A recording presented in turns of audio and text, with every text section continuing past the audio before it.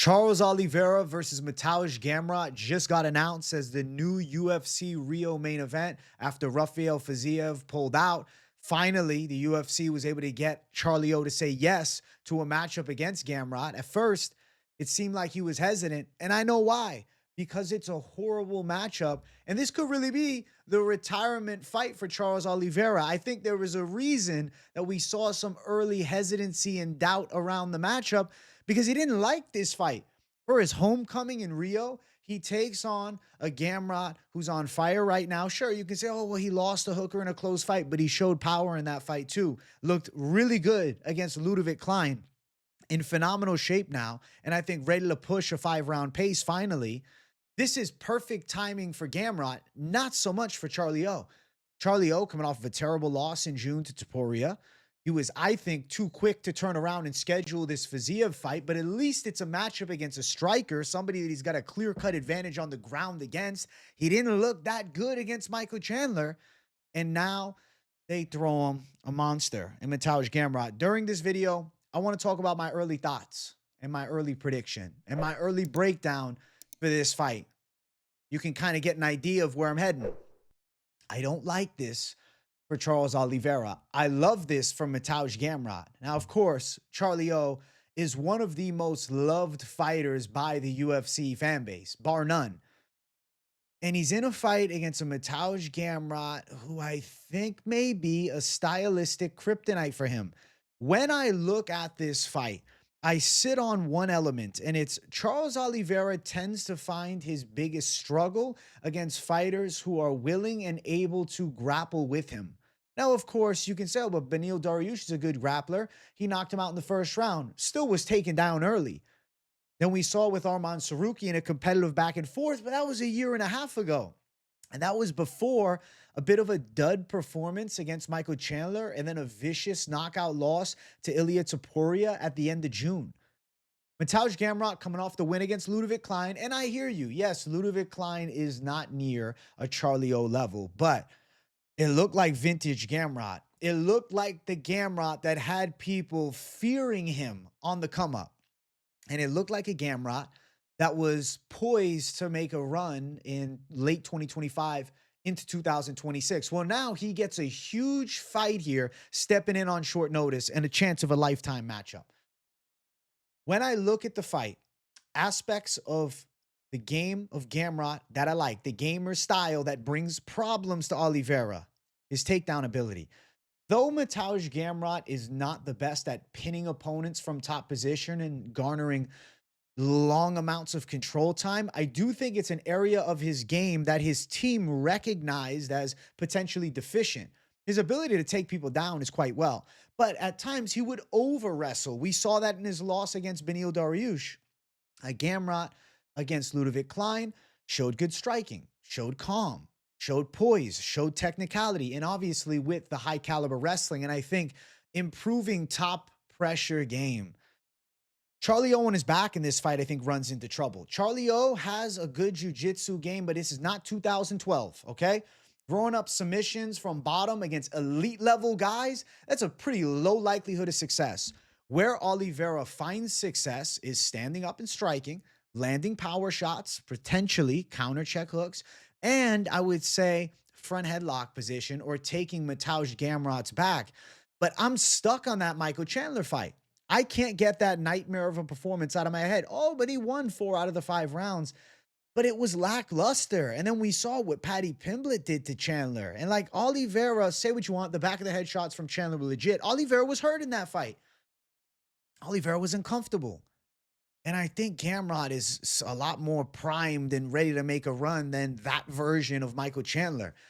And I think timing is everything. I mean, you're viciously chinned in the first round against, yes, a monster, a maestro, a boxing master in Ilia Topuria, but the knockout still happened. And there wasn't much recovery time. From June to October, not long. Looking at 4 months, but not really, less than 4 months by the time the main event comes. So it's like knockout loss, a couple weeks off, and right back to camp. How's his body responding? How's he performing? Because though the age disparity is only 1 year favoring, Oliveira as the older man. He's 35, Gamrot 34. The amount of UFC experience is completely different. 23-11 and 1 no contest in the UFC with 5 knockout losses as well for the side of Charlie O. Some damage has been done. He's been finished in 2 out of his past 3 losses. He was hurt in 3 of his past 5 fights. 4 of his past 6, 5 of his past 7. Like, he's getting cracked. Even the first Chandler fight. Oliveira has made a career on coming back from adversity and finding ways to win, but absorbing damage throughout a run normally is where the tragic downfall begins, a la Tony Ferguson, a la Chuck Liddell. I worry about Oliveira's chin, and I can hear you guys. Oh, but Gamrot's not a heavy puncher. Gamrot hits hard enough to hurt Dan Hooker in their fight. In a matchup that I think Oliveira was wary on because of a recognition of the elite level ground skills of Mateusz Gamrot, I feel there is potential for Gamrot to actually land shots on the feet because of Oliveira's woes on the ground, knowing that Gamrot is going to have a pretty live ability to land takedowns, a pretty live ability to press him up against the cage, and a very, very live ability to fight out of submission attempts from Charlie O. I don't think this is the same Oliveira from the Sarukian fight. I believe he has deteriorated. It happens fast. Some fighters it's 37, some fighters it's 32, some fighters it's 35, some fighters it's 45. But I do think that Charles Oliveira now is not as good as he was in 2024. Why does this happen? The reflex is slow. Injuries over the years, wear and tear on the body. Mateusz Gamrot is surging up the ranks right now, training at ATT, absolutely killing it, and I think making improvements still, looking for the big chance. Oliveira was the champion. He was the star. He is the star. Gamrot wants to be that guy. That desire for such is why I feel it is so hard for me to pick the side of a Charles Oliveira. I believe that Mateusz Gamrot could catch him with an overhand punch. I believe Mateusz Gamrot could touch him in boxing range. I believe Mateusz Gamrot could get in top position. I expect a hard-fought fight. I could see it going into the later stages. I could see it being a 5-round warfare. But I anticipate Mateusz Gamrot as the one that outworks a Charlie O. I don't see Oliveira knocking Gamrot out on the feet. I don't see Charles Oliveira chopping at his legs, staying technical and patient from range, slowly but surely picking him apart and getting a finish. Could he take his back and choke him out? Of course, that's a possibility. But Gamrot is a hell of a scrambler. It's hard to take his back and sub him. Hard to just keep him in a compromised spot. I don't really see that. I foresee a Charles Oliveira in a legit struggle matchup here with Mateusz Gamrot. I see Gamrot having a bit of the breakthrough performance, and I think timing is everything. And Oliveira preparing for the striker of Fiziev, you can look at the positive side. Yo, his stand-up's going to be crisp, but you can then look at the negative side. He was not anticipating such a grappling-heavy fight.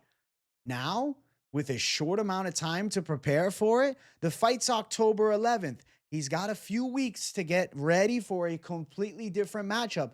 And it's not like Gamrot can't kickbox fairly well. It's just he has the element of beastly chain wrestling. I'm going to go Mateusz Gamrot. I think Mateusz Gamrot wins, and I think he could potentially stop Oliveira with ground and pound in the later stages of the fight. I think we could see a disheartened Oliveira wilt under the pressure of Mateusz Gamrot. I feel like Mathews is going to get his hand raised. It could be 5 hard rounds and Gamrot outworking him, but I really think it's a possibility that we see Gamrot stop Charlie O in this matchup. And I think it leads to the question, is Charles Oliveira going to consider calling it wraps if he loses this matchup here? I think this could be the fight that retires him.